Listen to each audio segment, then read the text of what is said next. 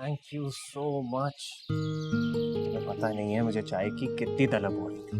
बस देख लें फिर, सब पता होता है मुझे। इन छोटी छोटी ख्वाहिशात के लिए मुझे अब्बू से पैसे मांगना अच्छा नहीं लगता। लेकिन भाई, अबू ने कभी मना भी तो नहीं किया ना। मुकद्दस, अब्बू हमें वाकई बड़ा सपोर्ट करते हैं। कर अम्मी के साथ उनका जो रवैया है ना, मुझे बिल्कुल अच्छा नहीं लगता। यही बात तो मुझे भी बहुत परेशान करती है।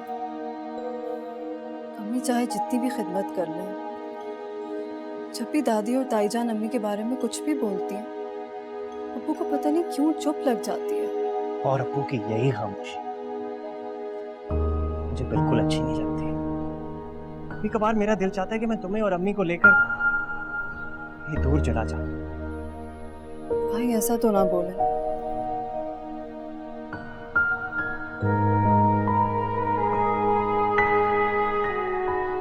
अब्बू के पास भी हमारे सिवा और कोई नहीं है।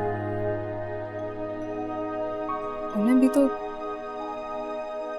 भी तो हमारी जरूरत है।